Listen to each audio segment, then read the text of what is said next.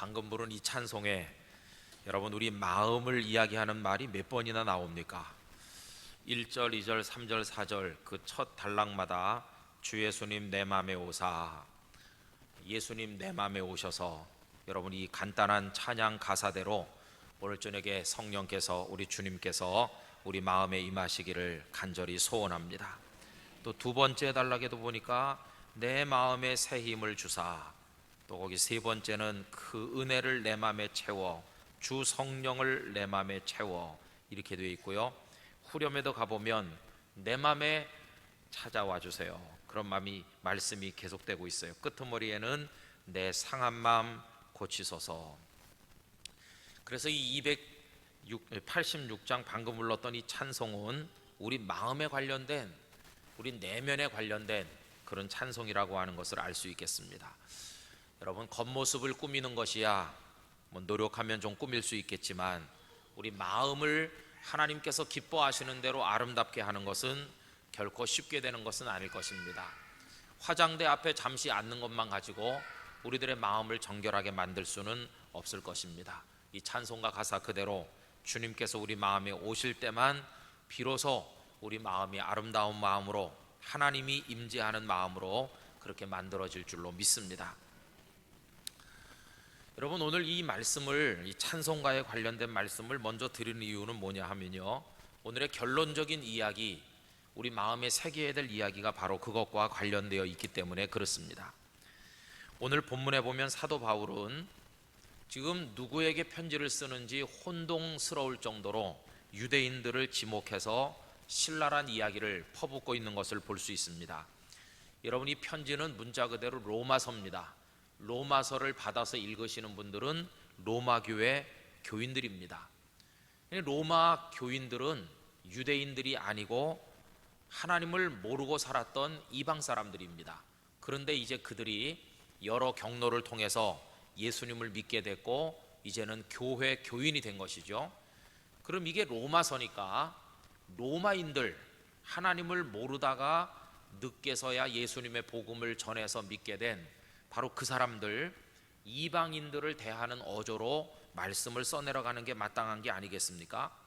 그런데 오늘 읽은 본문은 이 말씀이 로마인들에게 보내지는 것인지 아니면 유대인들에게 보내지는 것인지 혼동될 정도로 유대인들을 지목해서 말씀하고 있다는 것입니다. 여러분, 오늘 읽은 본문 그 17절에도 보면 너라고 하는 말이 이제 그 이후에 계속 나옵니다. 유다인이라 불리는 네가, 너, 그런 뜻이죠. 그래서 계속해서 너라는 말을 지칭하면서 말씀하고 있습니다. 예를 들면 21절에 그러면 다른 사람을 가르치는 네가, 네 자신은, 계속 이렇게 나오죠. 너 이렇게 할 때 그 너가 지금 누구를 말하는 것입니까? 로마인이 아니고 유대인을 지칭해서 말하고 있다는 것입니다. 그러니까 로마 교회 교인들이 로마서를 받아서 읽다가 요 대목에 와가지고는 굉장히 당혹스러움을 느꼈으리라는 생각이 듭니다. 아니, 우리 로마 사람들에게 보낸 편지인데 어떻게 유대인들을 지목해 가면서 너 하면서 유대인들에게 보낸 편지인 듯이 그런 이야기를 써내려가고 있을까 하는 생각을 아마도 했을 것입니다. 여러분, 그런 바울 사도께서 왜 로마 교인들이 읽어야 될 편지를 보내면서 유대인들을 지목해서 너라고 하면서까지 집중적으로 이야기를 하고 있는 것일까요? 거기는 부수적인 이유들도 있고 본질적인 이유들도 있다고 생각됩니다. 부수적인 이유라는 것은 로마 교회 교인들이 믿음의 원리, 구원의 원리를 제대로 알기 위해서는 여기 유대인들의 이야기를 아는 것이 도움이 되니까, 그래서 유대인들의 이야기를 이야기해 두는 것이 로마 사람들의 이해를 돕는데 보탬이 되기 때문에 그렇게 했다 하는 것입니다. 여러분, 유대인들을 왜 끄집어내서 이야기하고 있습니까? 그것은 다른 게 아니고 율법의 문제를 이야기하려고 하는 것이거든요. 로마 사람들은 하나님을 모르는 이방 사람들입니다. 그러니까 율법이 뭔지, 할례를 받는 게 뭔지 아무것도 몰랐던 사람들이거든요. 그런데 예수님을 믿고 구원을 받는 얘기를 할 때 사람들이 늘 의심했던 것이 뭐냐 하면 꼭 예수님을 믿어야 되느냐, 이런 생각을 많이 한다는 것입니다. 그런 생각은 오늘날도 똑같이 있지요. 당신은 왜 예수를 믿습니까? 그렇게 누가 물어보면 네, 우리는 예수님을 믿고 우리 죄를 씻김받고 예수님의 공로를 통해서 하나님의 자녀가 되고 구원을 받기 위해서 예수를 믿습니다. 우린 이렇게 대답하잖아요. 그러면 사람들이 빈정대듯이 뭐라고 얘기하느냐 하면은 그 기독교인들은 말이지 자기 힘으로 구원받을 능력이 없기 때문에 예수의 등에 올라타려고 한다, 이렇게 우리들을 비방한다는 것입니다. 자기가 착하고 자기가 선하게 자기가 의지를 굳게 가지고 노력해서 열심히 살면 구원받을 수 있는데 저 예수쟁이들은 그거 못하기 때문에 예수 등에 올라타고 그 덕택에 구원받으려고 한다, 이렇게 우리를 비난하는 사람들이 세상에 많이 있다는 것입니다. 그 당시도 마찬가지였습니다. 반드시 예수 그리스도를 믿고 그 십자가 공로를 통해 죄 씻음 받고 그 의의 공로를 통해서 하나님의 자녀가 되는 것 외에는 구원받는 방법이 없습니다, 이렇게 이야기하면 로마 사람들이 고개를 갸우뚱한다는 것입니다. 꼭 그래야 되느냐고. 우리가 덕을 쌓고 절제하고 우리가 용맹무쌍한 전사가 되고 우리가 나라를 위해 싸우고 우리가 반듯하게 살면 그걸로 충분히 구원을 받을 수 있을 것 같은데 왜 당신들은 꼭 예수를 믿어야 된다고 말하느냐, 이런 질문을 그 당시 사람들도 복음 전도자들에게 했다는 것입니다. 그러면 뭘 얘기해 줘야 될까요? 아무리 사람이 결심을 하고 아무리 선하게 살려고 노력하고 아무리 절제하고 정의의 길을 따라 걸어가고 정직하고 노력을 해도 자기 노력으로 구원받을 수는 없다 하는 것을 말을 해줘야 되거든요. 그걸 이야기할 때 반드시 등장하는 것이 뭐냐 하면 유대인들의 율법이라고 하는 것입니다. 여러분, 유대인들은 어떤 사람들입니까? 예수 그리스도 없어도 율법 조항을 완벽하게 지키는 자기의 공로, 내가 노력해서 그 율법을 지키는 자기의, 그거를 가지고 구원받을 수 있다고 주장하는 사람들이 유대인이거든요. 그렇기 때문에 그들은 예수님이 오셨을 때 예수님 필요 없다 이런 식으로 배척하지 않았습니까? 율법만 있으면, 율법이 시키는 대로 성전에 가서 양과 소를 잡아 제사하고 율법이 시키는 대로 하면 예수 공로 없어도 구원받는다, 이게 유대인들의 생각이었거든요. 그러니까 그 당시 묻는 사람들에게 왜 예수님이 아니면 안 되는가를 설명하기 위해서는 율법 이야기를 해야 되는데, 율법 이야기를 하려면 율법을 가지고 있다고 자랑은 하지만 율법을 지키지 못해서 율법을 통해서는 구원받을 희망이 전혀 없는 유대인들을 이야기할 수밖에는 없다는 것입니다. 그래서 여기 이 대목에서 사도 바울은 유대인들을 신랄하게 비판하고 있어요. 너 하면서 그 로마 사람들이 이 말씀을 읽을 때, 야, 우리는 유대인들이 율법도 있고 할례도 받고 하나님의 선택된 백성이기 때문에 굉장히 훌륭할 거라고 하는 부러운 생각을 가지고 있었는데 그게 아니로구나. 율법을 가지고 있고 지킨다고 큰 소리 쳐도 그거 가지고 구원받는 게 아니라면 결국은 예수님 한 분 외에는 없구나 하는 것을 그들이 깨닫게 된다는 것입니다.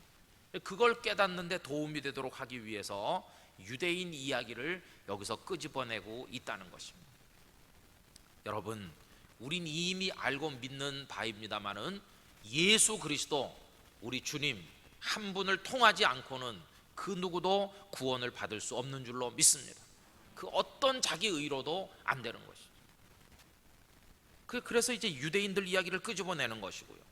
또 두 번째로 한 가지 이유는 뭐냐 하면 지금은 이 편지가 로마 사람들에게 전달돼서 로마 교회 교인들이 읽겠지만 언젠가는 이 편지는 로마 사람만 읽고 용도 폐기되는 편지가 아니라 이 편지에 적혀진 하나님의 말씀은 모든 사람이 읽게 될 것이다. 유대인도 읽게 될 것이고 로마인도 아니고 유다인도 아닌 제3의 민족 제4의 백성들도 다 언젠간 이 말씀을 읽을 때가 올 것이라는 기대감을 바울 사도가 가지고 계셨던 게 틀림없다 하는 것입니다. 여러분, 이 로마서를 오늘 부산 영도에 살고 있는 우리들도 지금 읽고 있잖아요. 그러니까 이 말씀 속에는 로마인들에 대한 얘기만 들어있는 게 아니라 유대인 얘기도 들어있고 우리들은 제3자처럼 여겨지지만 이 말씀을 읽으면서 유대인 이야기도 발견하고 로마인 이야기도 발견하면서 그 속에서 결국은 누구의 이야기를 발견해야 될까요? 우리 자신의 이야기, 우리의 실존, 내 영혼의 상태, 그것을 발견하는 게 중요하다 하는 것입니다. 그리고 본질적인 이유를 얘기한다면 여러분들의 유인물에 써드린 것처럼 로마인이나 유대인이나 다 똑같다는 것입니다. 우선 로마 사람, 유대 사람 다 동일한 인간, 사람이라는 것입니다. 또 어떤 사람이냐라고 물을 때 그들은 동일한 죄인이라고 하는 사람이라는 것입니다. 다 죄인이라는 겁니다. 그렇기 때문에 또 똑같이 동일한 문제를 안고 있다는 것입니다. 어떤 문제? 구원받지 않으면 안 되는 절박한 문제, 그 문제를 유대인도 가지고 있고 로마인도 똑같이 가지고 있기 때문에 로마인에 대해서도 얘기하고 유대인에 대해서도 이야기하는 게 마땅하다 하는 것입니다. 그래서 여러분, 로마서는요 이런 주제를 다루고 있습니다. 인간은 어떤 존재인가? 그럼 그 인간은 어떻게 구원을 받아야 되느냐? 그런데 그 인간들은 구원을 받았다고 하는데도 왜 자꾸만 넘어지는가? 그 다음에 그 인간이 어떻게 하면 그 실존적인 연약함을 극복하고 온전하게 설 수 있는가? 그리고 그 한 인간이 이 땅에서 가치 있는 인생을 살아가려면 무엇을 어떻게 하면서 살아야 되는가? 그 사명은 어떻게 감당하는가? 이런 문제들이 로마서에서 다루어지고 있다는 것입니다. 여러분, 제가 인간한다고 너무 기분 나쁘게 생각하지 마십시오. 어떤 사모님이 집에 가서 목사님한테 화를 냈대요. 당신 사람이라고 그러면 될 걸 왜 자꾸 인간이 그러면 욕하는 것 같이 느껴지지 않느냐? 근데 여러분, 사람이 그래도 되지만 학적으로 말할 때는 인간이라고 말하는 거예요. 인간. 우리의 종이 인간이에요, 인간. 그런데 우리나라 말이 좀 이상해요. 그 인간이 그럼 꼭 욕하는 것 같으니까. 그런데 전 지금 욕하는 거 아닙니다. 저도 인간이고, 인간이라는 존재, 그 존재가 어떤가? 그리고 그는 어떻게 구원을 받아야만 되는가? 구원을 받은 것 같은데 왜 자꾸만 나약해서 넘어지는가? 그 연약한 실존을 극복하고 강건한 성도로 서려면 뭐가 필요한가? 그리고 그 사람이 가치 있는 인생을 살려면 어떻게 무엇을 하면서 살아야 되는가? 이런 절박한 주제가 로마서에 전개되는데, 여러분, 이게 로마인에게만 관련 있는 문제입니까? 아니면 유대인들에게만 관심사입니까? 그렇지 않습니다.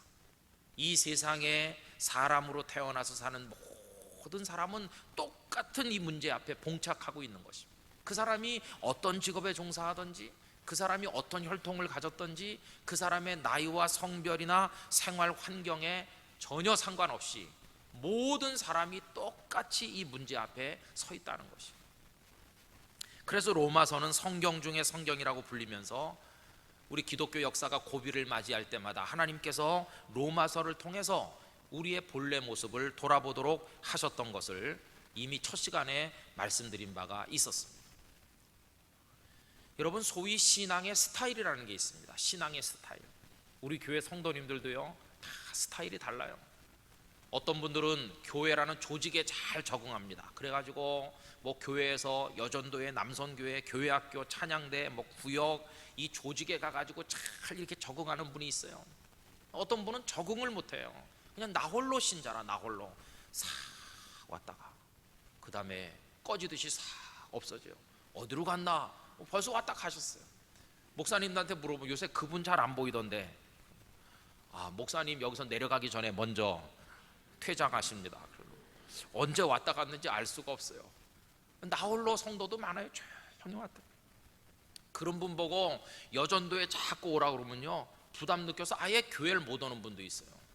어떤 분은요 여전도에 좀 오라고 안 해줘가지고 상처받는 분이 있는가 하면 오라고 그래가지고 또 상처받는 분도 있고, 스타일이 다 달라요.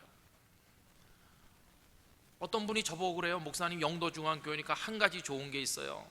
제가요 저쪽에 멀리 있던 교회에서는요 기도 좀 크게 해보려고 그러면 교인들이 조용히 하라고 그래가지고 제가 기도를 못해요. 여기 오니까 목사님이 주여 3번 하고 하자고 그래갖고 속이 후련하다고 그럽니다. 그런데 또 우리 교인 중에 어떤 분은요 그것도 싫어하는 분도 있어요. 왜 목사님이 점잖지 못하게 앞에서 소리를 지르고 그러냐고. 조용히 해도 하나님이 숨겨진 우리의 속사정 다 알고 머리털까지 다 세시는데 왜 저렇게 하는지 몰라. 또 그런 분도 있다는 거 제가 다 정보를 입수해서 알고 있습니다. 다 스타일이 달라요. 스타일. 어떤 분은 주일날 와서요 이렇게 예배 한번 드리고 가는 걸로 족한 분이 있어요. 오늘 와서 내가 찬양하고 말씀 듣고 좋았다, 오늘 그걸로 충분해, 이런 분이 있는 거. 어떤 분은 그거 갖고는 안 돼요. 그래서 몇 사람이 모여가지고 맨날 신앙서적을 읽고 성경 공부를 하고 소그룹 활동을 해가지고 좀 뭐 이렇게 나누고 뭔가 내 마음속에 있는 것도 털어놓고 그러면서 뭔가 이렇게 영혼의 연약한 부분을 누가 이렇게 만져주는 체험이 있어야 예수 믿는 것 같은 느낌이 들고, 그게 없으면 도저히 나는 이게 감당 못하겠다고 하면서 또 그런 분도 또 있는 거예요. 다 스타일이 너무 달라요. 그래서 교회 성도가 100명이면 100명이 스타일이 다 달라요. 목사님들도 다 다르죠. 여러분 장경동 목사님 얼마나 대단합니까? 그 걸쭉한 입을 가지시고 얼마나 유머스러하게 열렬하게 설교합니까? 근데 저보고 장경동 목사님 같이 하라고 그러면은 저도 저기까지는 갈 수 있지만, 그러나 그분처럼 뛰기는 좀 곤란하겠죠, 그죠? 물론 뛸 수도 있겠죠, 미친 척하고. 근데 체질이 DNA가 좀 달라요. 저도 딴 교회 집회하러 가면 나갈 때도 있습니다. 몰래 와서 보시기 바랍니다. 다 다른 거예요. 그런데 여러분 무슨 얘기를 말씀드리냐면요, 스타일은 다를 수가 있어요. 우리의 본성이 사람들이 다 조금씩 다르잖아요, 그죠? 성격이 다르잖아요. 그러니까 스타일은 다를 수 있지만, 그리고 스타일 따라 교회를 찾아다니는 분도 있습니다. 나는 순복음교회 같은 스타일이 좋아, 그리고 그쪽에 모이는 거죠. 나는 전통 장로교회가 좋아, 또 전조용한 장로교회 경건하다, 또 그걸 좋아하는 분이 있어요. 그걸 어떻게 할 수가 없죠. 그러나 스타일이 이렇든 저렇든 상관없이, 그분이 기도를 크게 하든 속삭이며 하든 이런 데 상관없이 모든 사람이 통과해야 될 게 딱 하나 있는 것이, 스타일에 상관없이 그분이 어느 교회를 다니든지 간에 가장 기본, 누구나 다 반드시 통과해야만 되는 관문이 있어. 그게 뭐냐? 예수님을 통해 구원받는 것이라고 믿습니다. 그거는요 스타일하고 상관없는 거예요. 조용히 믿든 뜨겁게 믿든 어느 교회 다니든 예수 그리스도 이름으로 구원받고 주님의 공로를 통해서 하나님의 자녀가 되고, 그거는 다 똑같은 것입니다. 그래서 예수 그리스도를 믿어 구원을 받고 하나님의 자녀로 자기 의식을 가지고 하나님의 나라와 그의 의를 위해 살아가는 분을 만나거든, 다른 교회, 나와는 교단이 다르고 교파가 다른데 다니더라도 그 사람이 예수님을 부정하는 사이비 이단이 아니라면 우린 그분을 다 존중히 여겨야 되는 것이. 누가 뜨겁게 쭉 그런다고 흉보지 말고, 누가 조용히 한다고 저 사람 왜 저렇게 미지근한가 얕보지 말고, 예수 그리스도를 통해 구원받은 사람은 다 고귀한 우리들의 형제요 자매인 것이. 이 서로 존중히 여기는 게 그 공통 분모가 거기 있습니다. 우리 교회도 뭐 다 스타일이 다르시잖아요. 그러나 서로를 존중히 여겨주고, 저 집사님은 스타일은 나와 달라, 그러나 저분도 예수님을 통해 구원받고 우리 주님이 저분을 위해서도 그 고귀한 피를 흘려주셨지, 이 생각하면 우리가 너무너무 소중한 하나님의 아들과 딸이라는 사실을 알 수 있습니다. 이거를 서로 인정할 수 있을 때 그 교회 공동체 안에서 우리가 함께 할 수 있는 것이. 근데 요즘엔 너무 그 본질보다는 스타일이 강조되다 보니까 사람들마다 나는 뭐 세일하는 교회가 좋아, 이 교회는 왜 세일을 안 하나, 이렇게 생각하면서 떠나기도 하고 오기도 하고 뭐 그래요. 교회가 혼란스럽죠. 그러나 여러분 그건 중요한 문제가 아니에요.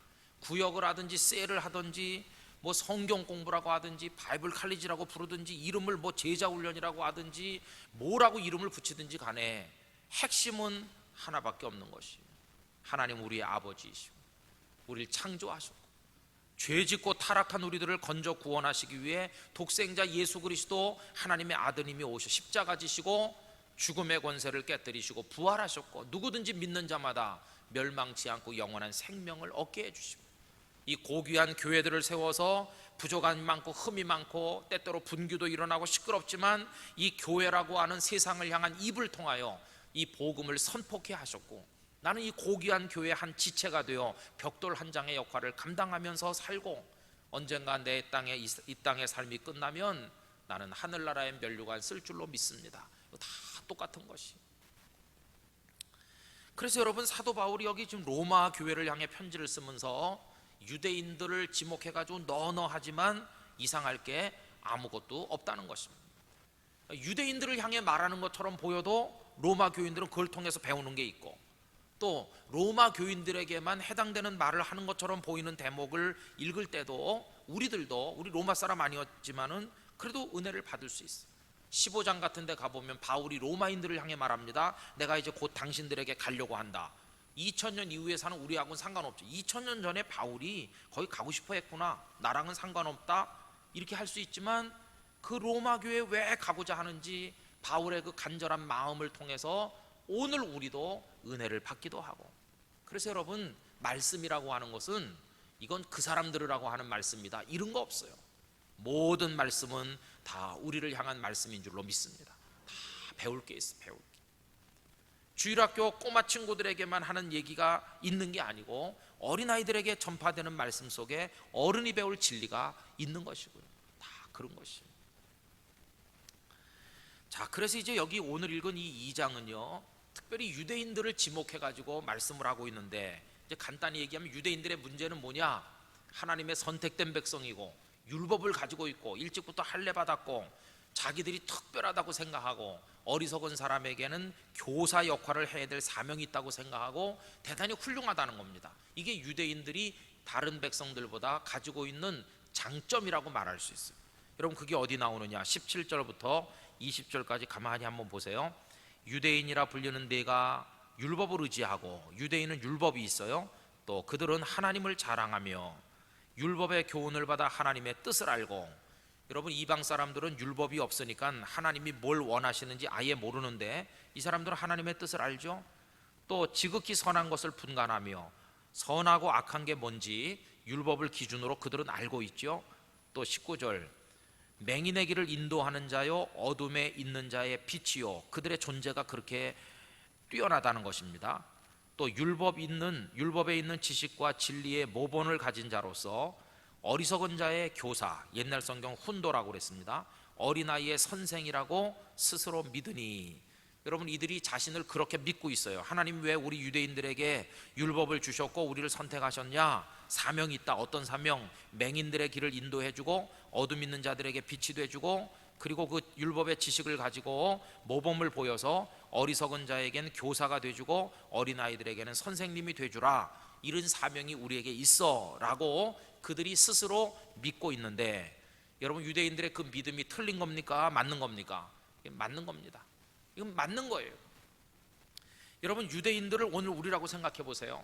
지금 세상에 믿지 않는 사람들이 부지기수로 많은데 하나님께서 저와 여러분을 먼저 불러서 성경 말씀을 먼저 읽게 하시고 하나님이 계신 걸 먼저 알게 하시고 이 말씀 먼저 깨닫고 예수 믿어 구원받게 하신 이유가 뭡니까? 우리가 세상에 나가 빛이 되고 인도자가 되고 그분들에게 영적 스승 역할을 해주도록 하나님께서 우리를 미리 부르신 줄로 믿습니다. 이거 틀린 거 아니에요. 훌륭한 자의식을 가지고 있어요. 유대인들은, 우리 유대인은 그렇다, 이 말이 맞는 말이에요. 그런데 문제는 뭐냐? 자기 인식은 이렇게 훌륭한데 그 다음이 문제라는 거예요. 그 다음에 21절로 23절 신랄하게 유대인을 책망하는 얘기 다 같이 읽어봅시다. 그러면 다른 사람을 가르치는 네가 네 자신은 가르치지 아니하느냐? 도둑질하지 말라 선포하는 네가 도둑질하느냐? 간음하지 말라 말하는 네가 간음하느냐? 우상을 가증히 여기는 네가 신전 물건을 도둑질하느냐? 율법을 자랑하는 네가 율법을 범함으로 하나님을 욕되게 하느냐? 이걸 책망하는 것이죠. 그러니까 바울 사도를 통해서 책망하시는 말씀은 유대인이 가지고 있는 자기 의식, 우린 이렇게 특별하고 사명을 받았고 우린 빛이 돼야 된다, 이거가 잘못됐다는 게 아니에요. 그렇게 훌륭한 너희들이 왜 하나님의 율법을 너희 스스로부터가 지키지 않느냐, 이런 책망하는 거죠. 남을 가르치면서 자기는 안 가르치고, 도둑질하면 안 돼 그러면서 자기는 도둑질하고, 간음하지 마 하면서 간음하고, 우상 숭배하면 안 된다고 하면서 신전에 가서 우상을 섬기는 데 필요한 물건을 슬쩍슬쩍 훔쳐오고, 율법 자랑하면서 율법을 범하고, 그러니까 엉터리라는 것이. 여러분, 그들은 훌륭한 자의식을 가지고 있으면서도 실상을 들여다보면 순엉터리라는 것입니다. 이게 이중성이죠. 겉으로는 경건한 유대인인데 속에 숨겨진 그들의 영혼과 그들의 삶은 썩을 대로 썩고 부패해서 그 결과가 뭡니까? 24절 기록된 바와 같이 하나님의 이름이 너희 때문에, 너희가 누굽니까? 유대인, 바로 너희들 때문에 하나님을 모르는 이방인들 중에서 하나님께서 모독을 받고 계시다. 여러분, 이 얘기가 우리들을 향한 말씀이기도 하잖아요. 먼저 부름받고 하나님을 먼저 믿고 먼저 하나님의 자녀된 너희들이 이 세상에서 살아가는 그 죄악된 모습 때문에 하나님을 모르는 이방인들 중에서 하나님이 모독을 당하고 계시지 않느냐, 이렇게 우리를 책망하는 것처럼 느껴진다 하는 것입니다. 사실 오늘날 우리 예수 믿는 사람들이 세상에 나가 제대로 못해서 얼마나 하나님의 영광을 가릴 때가 많이 있습니다. 그래서 바울은 여기 신랄하게 지금 책망하고 있어요. 그럼 여러분 보세요. 이 편지를 써서 보내시는 하나님의 감동으로 이 말씀을 쓰고 있는데, 바울 자신은 유대인입니까? 이방인입니까? 바울 자신이 유대인이죠. 바울이야말로 순종 유대인이죠. 베냐민 지파 출신이고 히브리인 중에 히브리인이고 바리새인 중에 바리새인이고 순수한 피 그 혈통으로 보면 정말 순종 유대인이 사도 바울이거든요. 그럼 여기 지금 유대인인 바울이 유대인들을 향해서 막 퍼붓고 있잖아요. 이 얘기는 결국 바울 사도 자신의 고해 성사와 같다고 말할 수 있는 것이. 너 하면서 말했지만 사실은 그 속에 자신을 포함하고 있는 거예요. 나를 포함해서 우리 유대인들, 율법을 자랑하지만 율법을 범하고, 율법을 남에게는 가르치면서 나 자신에게는 가르치지 않고, 도둑질하지 말라고 선포하면서 나 자신은 도둑질하고, 이게 바울 사도의 고해성사를 우리가 여기서 듣게 된다는 것입니다. 실제로 여러분 그 7장 로마서 7장에 가보면요, 바울 사도께서 자기 자신을 가리켜 곤고하다고 말했어요. 오호라 나는 곤고한 사람이로다.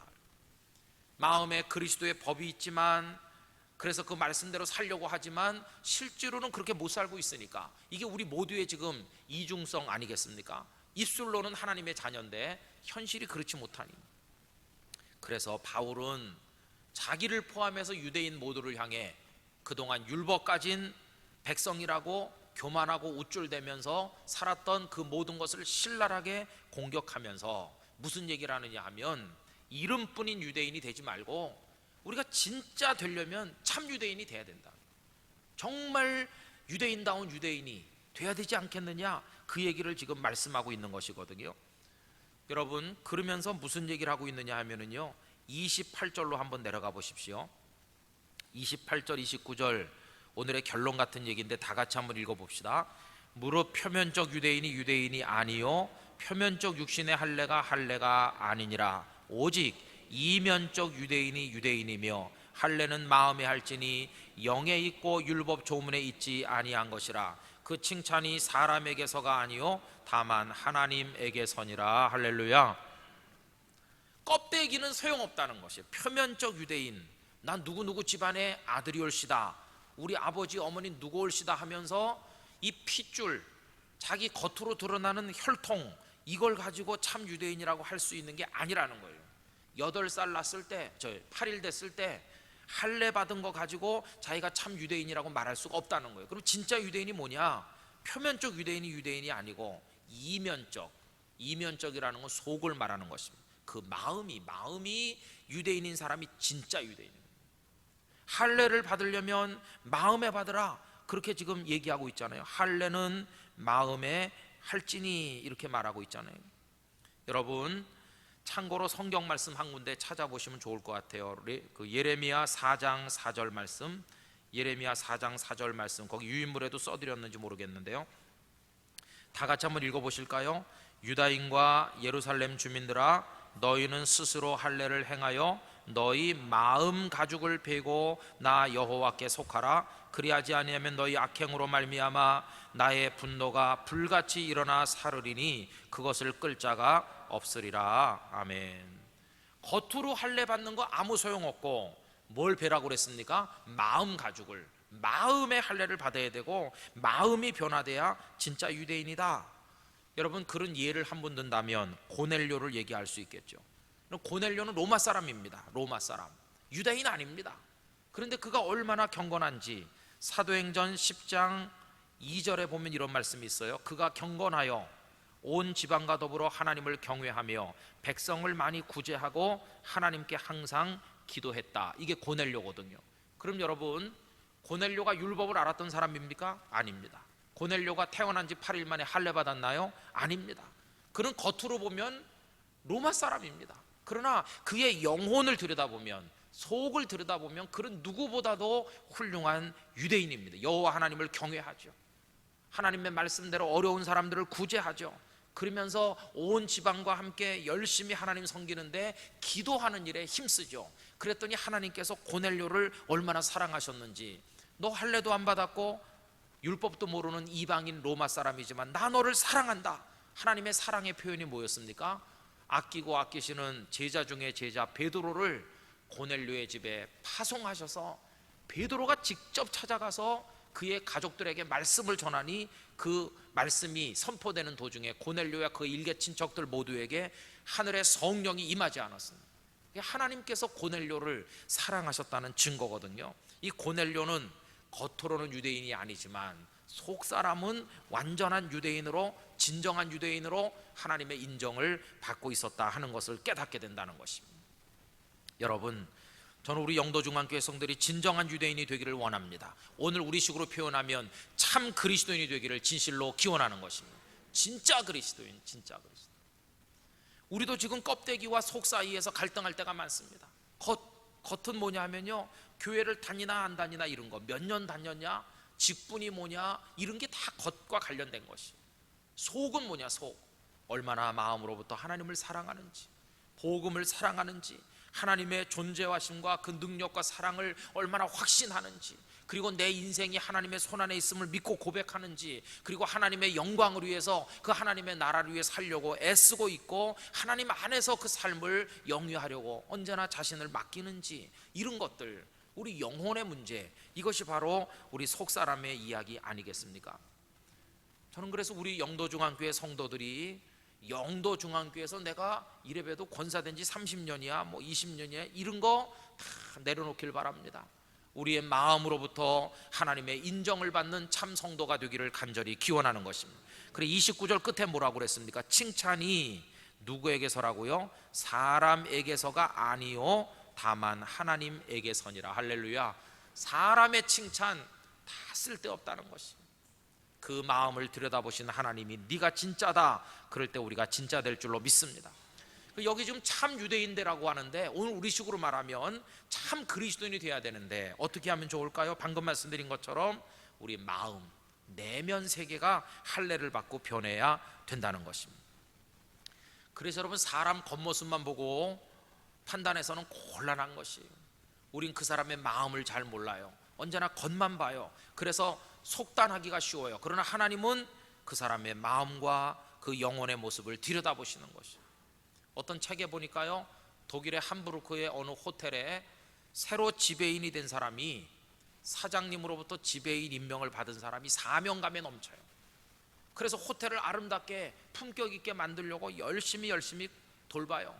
그런데 호텔고 가장 사람들이 많이 산책도 하고 사람들이 모이기를 좋아하는 그 분수가 있는 그 요긴한 곳에 허름한 옷을 입은 어떤 노인이 말이지 앉아가지고 거기 있으니까 호텔하고 잘 안 어울려. 이 사람은 호텔에 올 사람이 아닌데.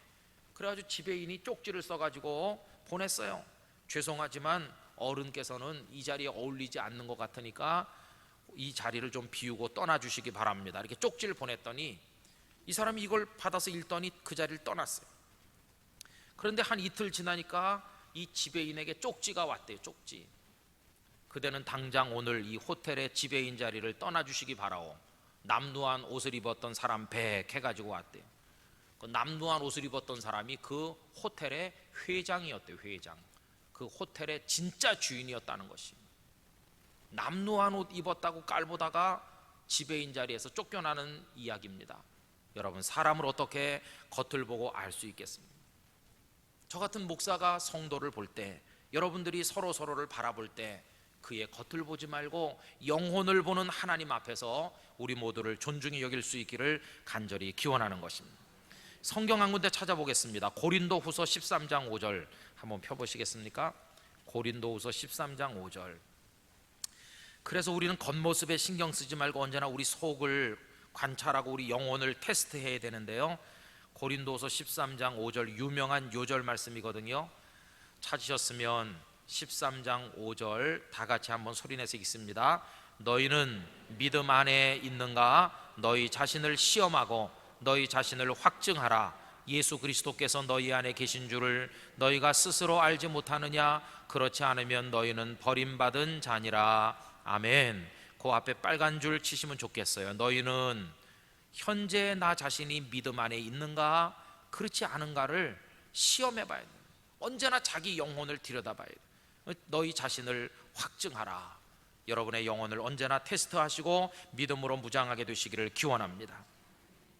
그 다음에 참 그리스도인은요, 겉으로 사람을 판단하지 않고 자신도 판단하지 않기 때문에 언제나 겸손하거든요. 이 겸손한 사람은 다른 사람 멸시하지 않죠. 이 유대인들은 우린 할례도 받았고 율법도 있기 때문에 이방인들은 짐승과 같지만 우린 선택된 백성이다 이렇게 교만했었거든요. 그런데 참 그리스도인은 그 사람의 영혼을 내가 모르는데 어떻게 그 사람을 평가하고 비판할 수 있겠습니까? 그래서 늘 남을 나보다 더 낮게 여기는 것이죠.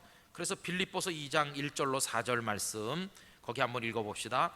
그러므로 그리스도 안에 무슨 겉면이나 사랑에 무슨 위로나 성령에 무슨 교제나 긍휼이나 자비가 있거든 마음을 같이하여 같은 사랑을 가지고 뜻을 합하여 한 마음을 품어 아무 일에든지 다툼이나 허용으로 하지 말고 오직 겸손한 마음으로 각각 자기보다 남을 낮게 여기고 각각 자기 일을 돌볼 뿐더러 또한 각각 다른 사람의 일을 돌보아 나의 기쁨을 충만하게 하라. 아멘. 거기 보면 겸손한 마음으로 각각 자기 자신보다 다른 사람을 어떻게 여겨주라고요?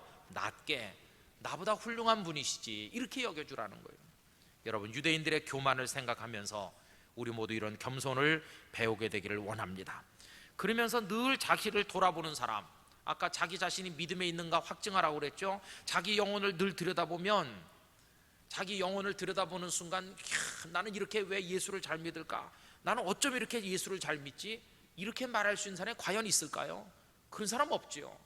자기 영혼을 들여다보면 볼수록 훌륭한 것이 보이는 게 아니라 늘 부끄러운 게 보이죠. 부끄러운 게 보이면 하나님 앞에 죄송하게 생각하고 자기 자신을 더 훈련하기 위해서 하나님 앞에 엎드리게 될 거 아니겠습니까? 그래서 다른 사람 얘기할 거 아무것도 없어요. 아무것도. 다 우리 자신의 문제예요. 겉모습은요, 모방을 통해서 꾸밀 수 있습니다. 누가 눈썹을 예쁘게 한다 그러면 나도 그 집에 가서 할 수 있어요. 엊그저께 TV 보니까요, 잔눈썹을 뽑는 거 제가 또 봤습니다. 이렇게 뽑기도 하고 너무 긴 사람은 자르기도 하고 처진 사람 올리기도 하고 뭐 그런 게 있대요. 어디서 했냐고 찾아가서 할 수 있어요. 모방할 수 있어요. 겉모습은 모방할 수 있어요. 그가 입은 옷 나도 사 입으면 돼요. 그러나 우리 영혼이라고 하는 것은 모방 가지고 되는 게 아니라 하나님의 성령 안에서 내 영혼을 훈련시켜서 내가 밑바닥부터 변화되지 않으면 단순한 모방 가지고 영혼을 꾸밀 수는 없다는 것이. 그분이 주일날 성경책 45도 각도로 꼈으니까 나도 이제부터 45도로 낀다 이렇게 해갖고 되는 게 아니라 그 말. 여러분, 그래서 우리 영혼을 들여다볼 때 너무너무 하나님 앞에 죄송하고 하나님의 도우심 앞에 엎드리지 않을 수 없다는 것이. 여러분, 하나님의 성령 안에서 끊임없이 여러분들의 영혼을 가꾸어 나가시기를 진심으로 기원합니다. 하나님, 내 영혼도 아름답게 되게 해주시고 내 속사람이 참 유대인이 되게 해주시고 하나님이 기뻐하는 사람 되게 하여 주시옵소서. 그런 기도를 드려야만 될 것입니다.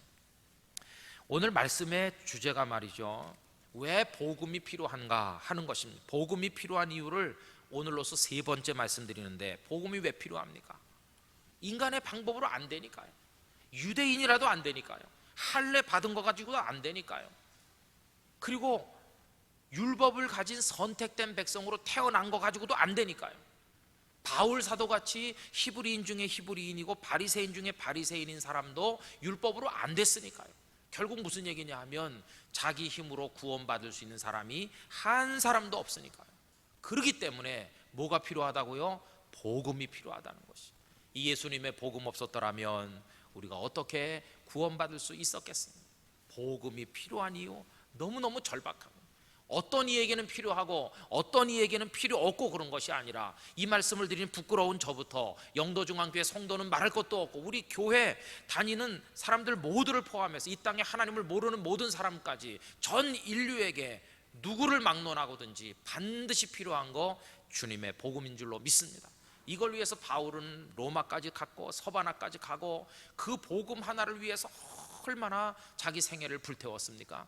여러분, 이 복음의 소중함을 깨닫는다면 이 복음을 거저 우리에게 알게 해주신 하나님께 감사하는 마음으로 하나님의 성령 앞에서 우리 자신을 연단받고 복음으로 채워서 날마다 구원받은 하나님의 사람으로 우뚝 설 수 있기를 진심으로 기원합니다.